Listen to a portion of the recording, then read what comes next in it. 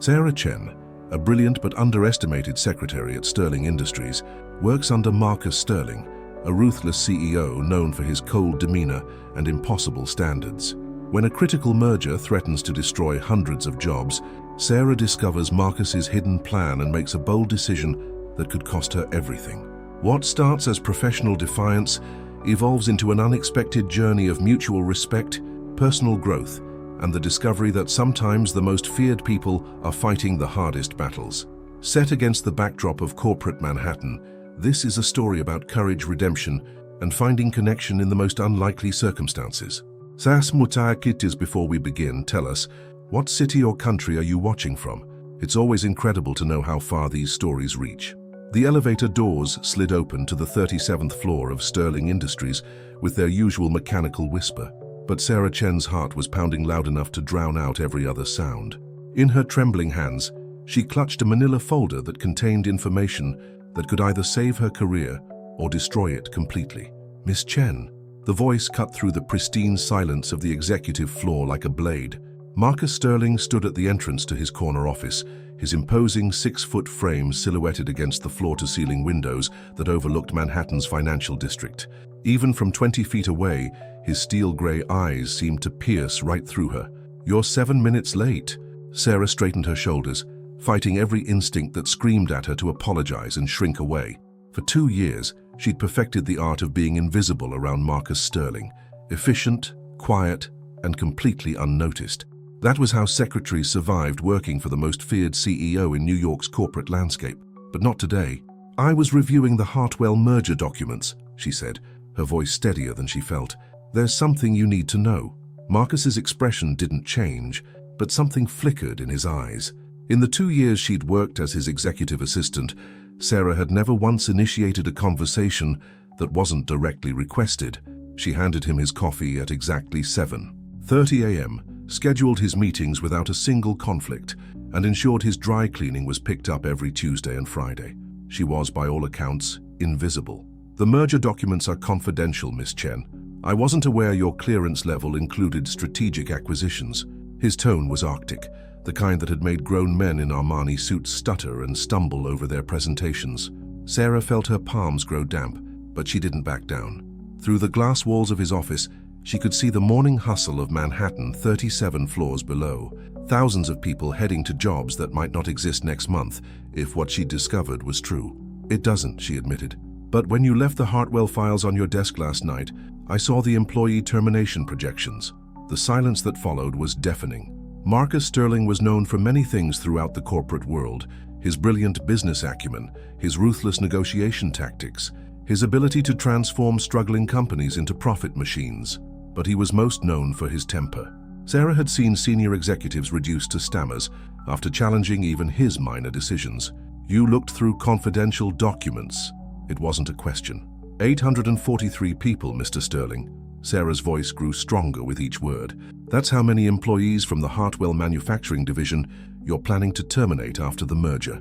People with families, mortgages, children in college." Marcus stepped closer, and Sarah caught the faint scent of his cologne, something expensive and sharp that matched his personality perfectly. Up close, she could see the lines around his eyes, the subtle signs of stress that his carefully controlled exterior usually concealed. "Those numbers represent redundancies, Miss Chen. Overlap in departments, duplicate positions. It's basic business efficiency.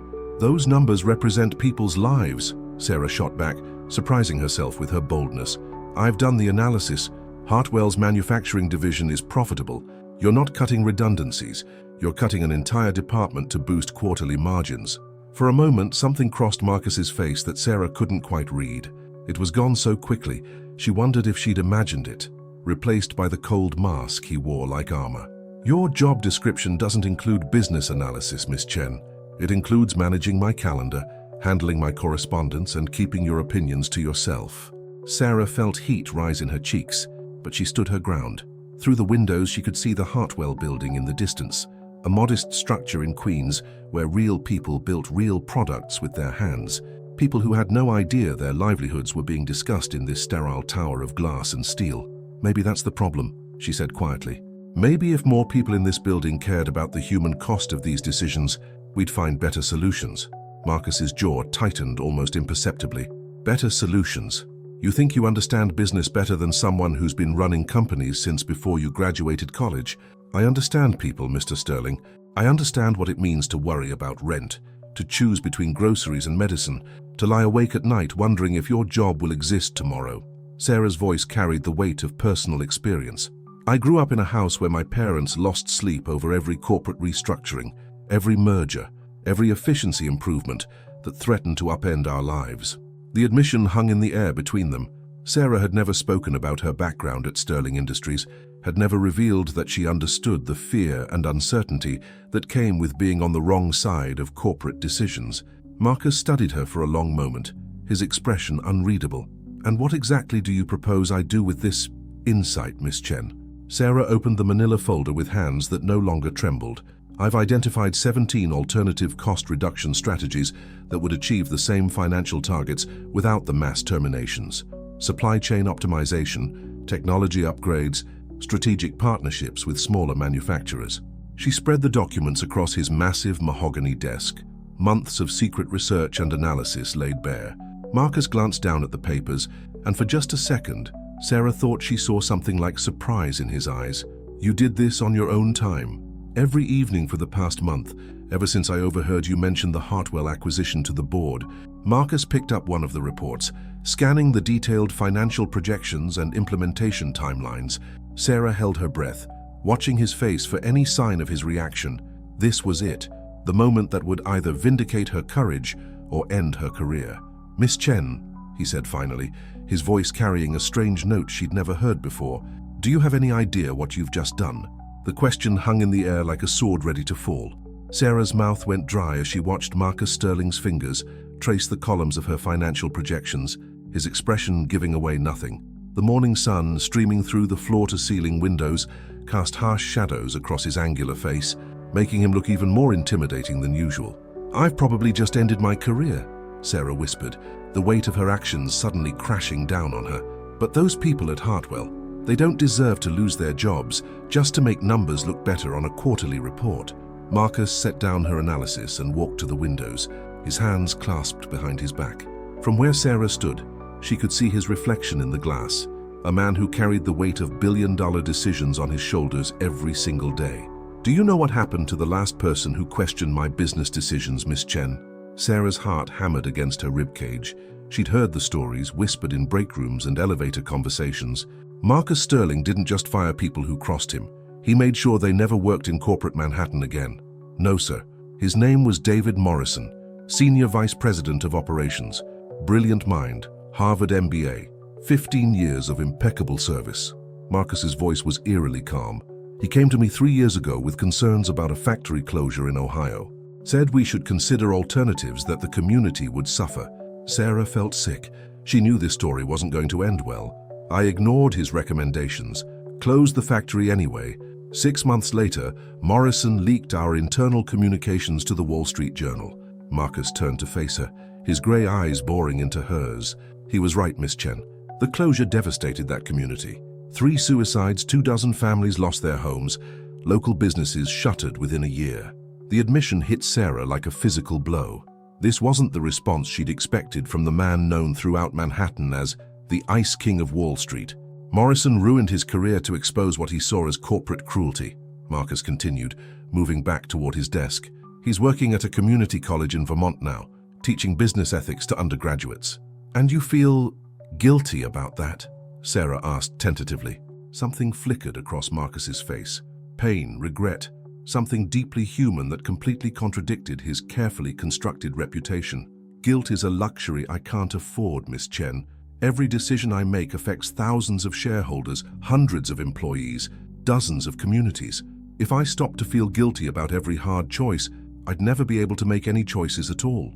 He picked up her analysis again, this time studying it more carefully. But Morrison taught me something important.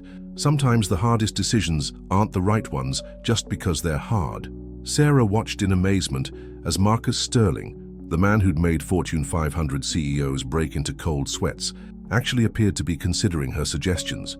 Your supply chain analysis here, he said, pointing to a specific section. How did you access our vendor contracts? I didn't. Sarah replied quickly. I used publicly available financial reports and industry benchmarks. Everything in there is based on information any competent analyst could compile. Any competent analyst with an MBA and 5 years of experience, Marcus corrected. You have an undergraduate degree in English literature and 2 years of secretarial experience. Heat flooded Sarah's cheeks. I take night classes at NYU, business administration program. I was hoping to move into a different role eventually. Was hoping? Marcus raised an eyebrow. Well, after this morning, I'm pretty sure my advancement opportunities at Sterling Industries are limited. For the first time in the 2 years Sarah had worked for him, Marcus Sterling almost smiled. Almost. Miss Chen, in my 20-year career, I've had precisely 3 people challenge me in my own office. The first was a board member who wanted to push through a pharmaceutical merger that would have put contaminated drugs on the market. I had him removed from the board. Sarah swallowed hard. The second was Morrison, who you already know about. And the third is standing in my office right now holding a manila folder that could revolutionize how we approach corporate acquisitions. Sarah blinked, certain she'd misheard. I'm sorry, what? Marcus walked around his desk, stopping just a few feet from her. This close, she could see the exhaustion in his eyes, the burden of decisions that kept him awake at night. Your Hartwell analysis isn't just thorough, Miss Chen. It's innovative. This partnership model with smaller manufacturers, it's something my team of MBAs never even considered. So, I'm not fired? Oh, you're definitely not going back to answering my phones and scheduling my meetings, Marcus said, and Sarah's heart plummeted. But then he continued, I'm promoting you to Special Projects Analyst, reporting directly to me. Your first assignment is to present this Hartwell alternative strategy to the board next Tuesday. Sarah felt the world tilt beneath her feet. The board? Mr. Sterling, I'm not qualified to... You just proved you're more qualified than half my executive team, Marcus interrupted. They see numbers on spreadsheets. You see the human impact behind those numbers. That's a perspective this company desperately needs. The phone on his desk buzzed, and Marcus glanced at the caller ID. That's the board chair. Word travels fast in this building. He looked back at Sarah.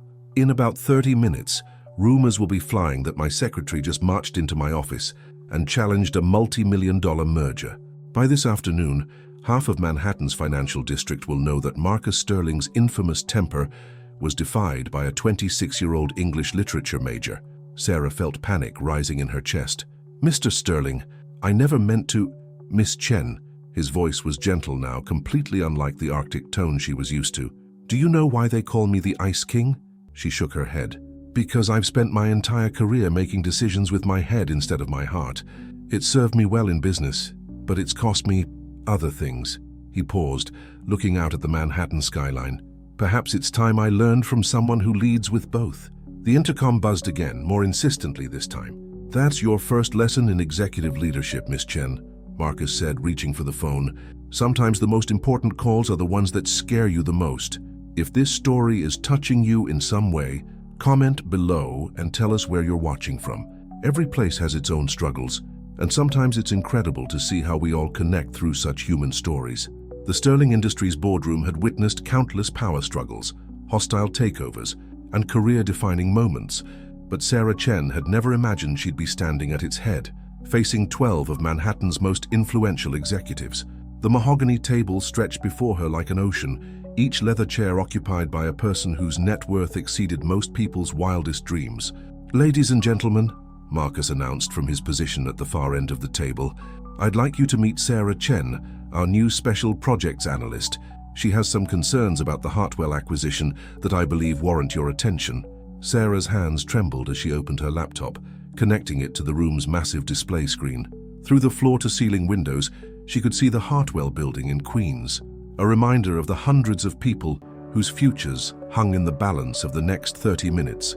Miss Chen, interrupted Victoria Blackwood, Sterling's longest-serving board member and rumored ice queen in her own right. I understand you were Mr. Sterling's secretary until yesterday? The emphasis on secretary wasn't lost on anyone in the room. Sarah felt the familiar heat of judgment, the assumption that her background somehow invalidated her insights.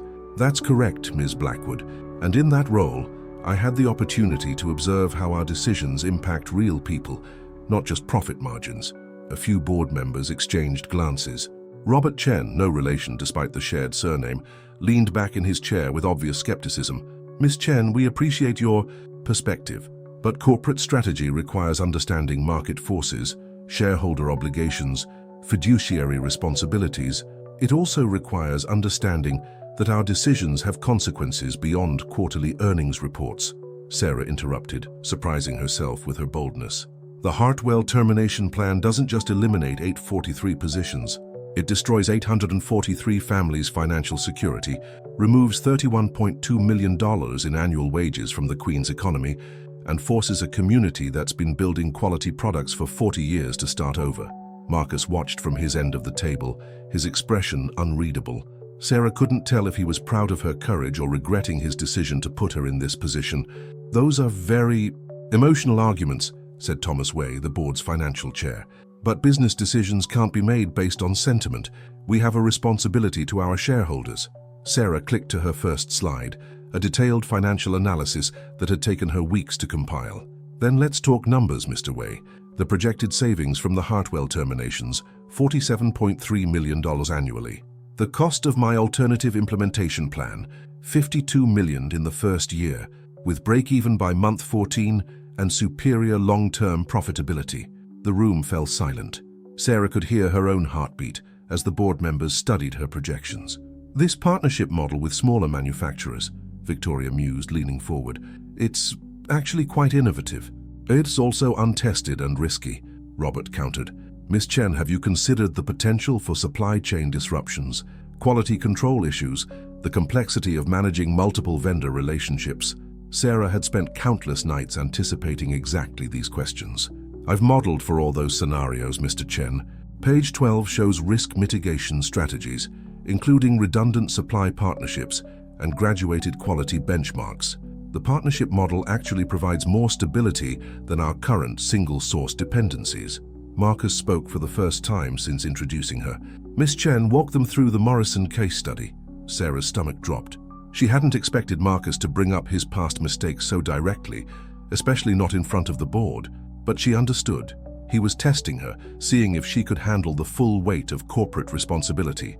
3 years ago, Sterling Industries closed a manufacturing facility in Ohio, eliminating 600 jobs.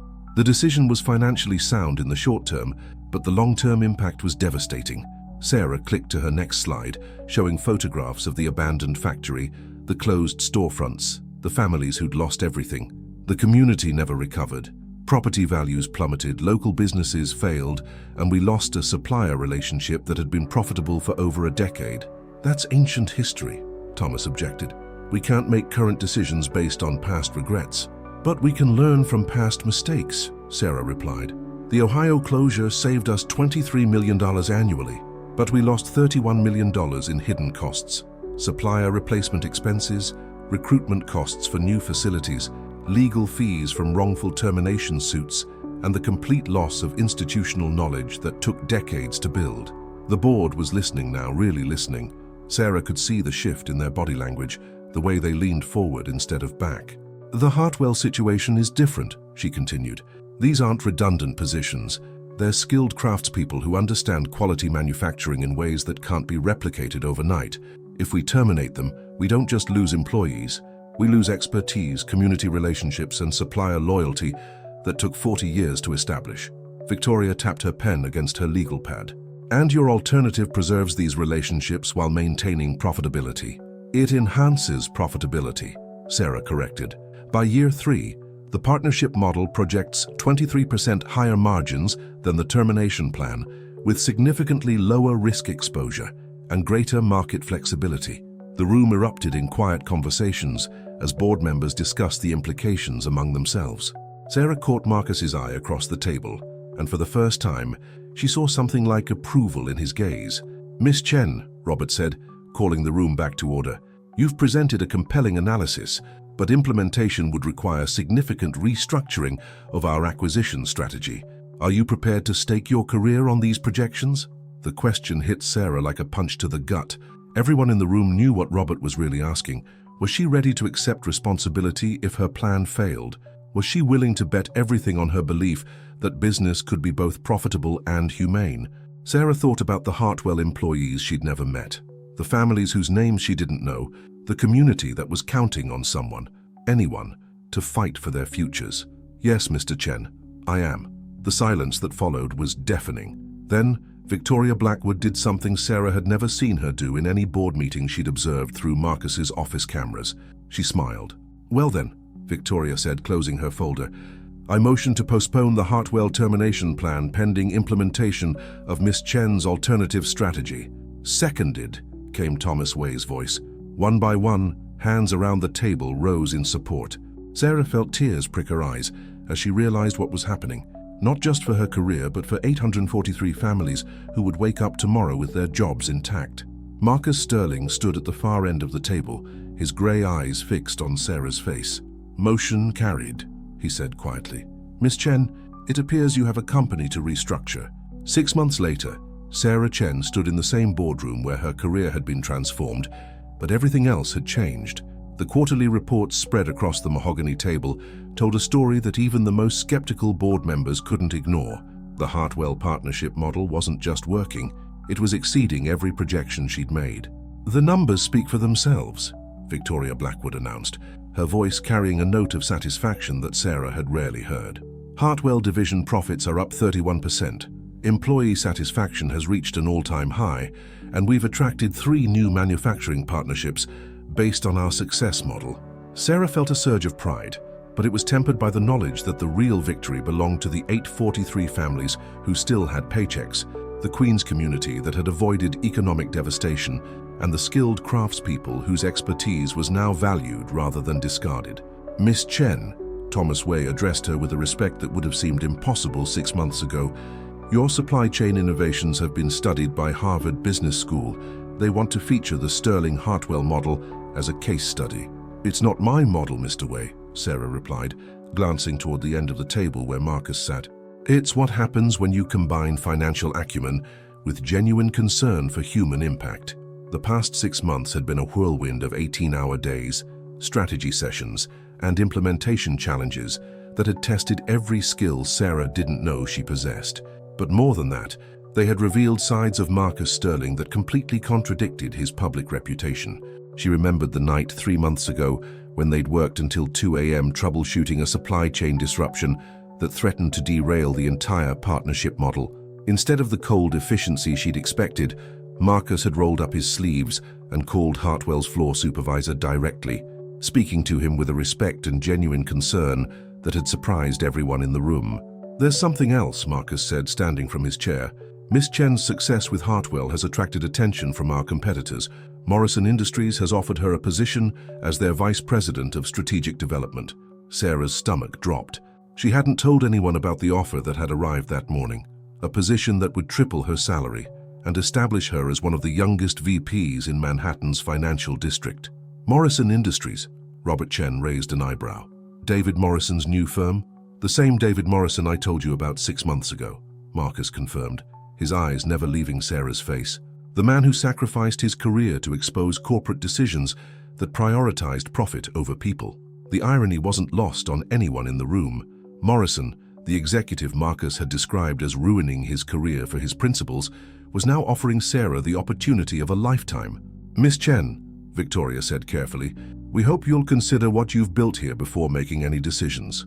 Sarah looked around the boardroom at faces that had become familiar, colleagues who had transformed from skeptics to supporters, but her gaze kept returning to Marcus, whose expression remained carefully neutral despite the fact that she could see the tension in his shoulders.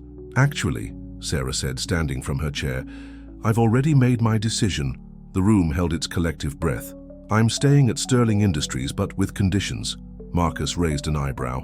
Even after 6 months of surprises, Sarah Chen could still catch him off guard. "I want to establish a community impact division," Sarah continued, her voice gaining strength with each word. "Every acquisition, every strategic decision, every corporate restructuring would be evaluated, not just for financial implications, but for human and community impact. We'd have veto power over any decision that prioritizes short-term profits over long-term sustainability." "That's," Thomas began, then stopped, apparently searching for the right word. "Revolutionary," Victoria finished. "And probably exactly what this industry needs." Robert leaned back in his chair, Ms. Chen, you're essentially asking us to restructure our entire decision-making process around principles that most corporations consider secondary concerns.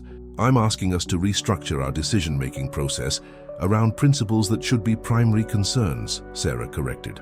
The Hartwell success proves that doing right by people and doing right by shareholders aren't mutually exclusive goals. Marcus walked around the table until he stood beside Sarah's chair. For a moment, the intimidating CEO who had terrified her 6 months ago was replaced by something else entirely, a man who had learned that strength didn't always require coldness, that leadership could encompass both head and heart. Miss Chen raises an interesting point, he said, addressing the board but keeping his eyes on her. For 20 years, I've made decisions based purely on financial metrics. It's served our bottom line well, but it's cost us something equally valuable: the trust and loyalty of the communities where we operate. Marcus, Victoria said gently, are you seriously considering restructuring Sterling Industries around ethical business practices? I'm considering restructuring Sterling Industries around sustainable business practices, Marcus replied. Ms. Chen has proven that considering human impact doesn't weaken our financial position, it strengthens it. The Hartwell model has attracted new partnerships, improved our public reputation, and created a workforce that's genuinely invested in our success. Sarah felt something shift in the room, a recognition that they weren't just discussing policy changes, they were discussing a fundamental transformation in how business could be conducted. There's one more thing, Sarah said, her heart racing. If we're going to do this, we need to acknowledge the communities we've already impacted, starting with Ohio. The room fell silent. Everyone knew what she was suggesting, revisiting the factory closure that had haunted Marcus for 3 years. Miss Chen, Marcus said quietly, the Ohio situation is complicated. The factory is gone. The community has moved on. Has it? Sarah interrupted gently. Or have we just convinced ourselves it has because it's easier than facing the consequences of that decision? Marcus was quiet for a long moment, staring out the windows at the Manhattan skyline that had witnessed his rise to power. What are you proposing? A community rebuilding initiative, job retraining programs, small business loans, partnerships with local educational institutions, not because we're legally obligated, but because it's the right thing to do. Victoria Blackwood smiled, a genuine expression of warmth that transformed her entire face. Miss Chen, 6 months ago, you were answering phones and scheduling meetings. Today, you're proposing to revolutionize corporate America's relationship with social responsibility. Sarah looked around the table at these powerful people who had become not just colleagues, but allies, in reimagining what business leadership could look like. 6 months ago, I thought my job was to be invisible, she replied. Today, I know that the most important thing any of us can do is refuse to be invisible when it matters most. Marcus extended his hand to her, not the formal handshake of a CEO and employee, but the gesture of one leader acknowledging another. Miss Chen, he said, his voice carrying a warmth she'd never heard before, welcome to the future of Sterling Industries. And now that you've made it this far, tell us in the comments, where are you watching from? Your presence matters, and so does your story. As Sarah shook his hand, she realized that sometimes the most profound transformations happen not when we change the world, but when we find the courage to change ourselves and inspire others to do the same.